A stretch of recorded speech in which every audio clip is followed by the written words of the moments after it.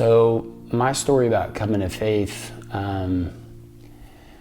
probably really starts to take shape in the year 2000. So February of 2000, I had this great idea that I was going to open up my own personal training studio in San Antonio.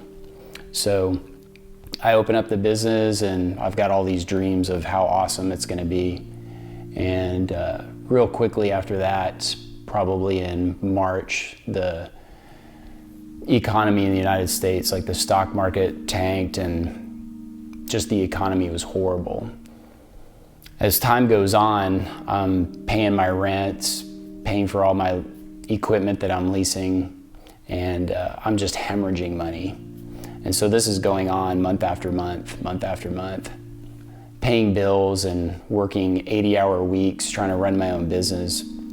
It just really began to, just the weight of it, the stress of it really just started to tear me apart. And a girl I was dating at the time, I said, I think I need to go back to church.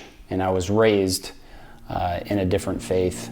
So I went back a couple of times and it was just very empty and hollow. And she said, hey, my parents go to this Bible church in San Antonio. And she said, what would you think about going there? The way that I was raised, I had no real relationship with God. It was just this very formal religious system of things to do. And so as I was hearing the gospel preached week after week for several months, I just noticed that things in my life were just falling apart. They weren't getting better, they were falling apart. Friends that I'd been friends with for years, our relationships just started to dissolve. The girl that I was dating that actually invited me to church, that relationship just ended. And along the way I had a brand new car that was stolen. So God was just stripping all of these things away. And it was just loss after loss after loss after loss.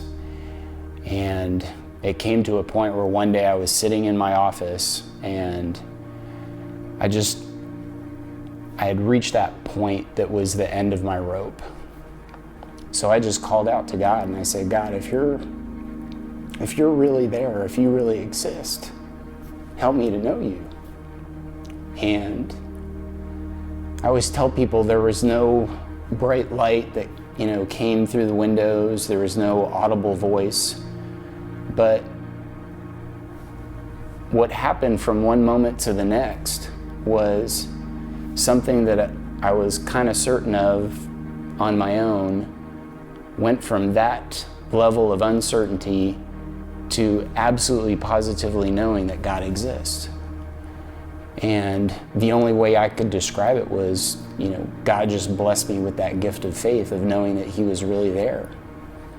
And I just remember the only thing I could think of to do was just to get down on my face. And so I rolled my chair back and I just got down on my face and I just wept.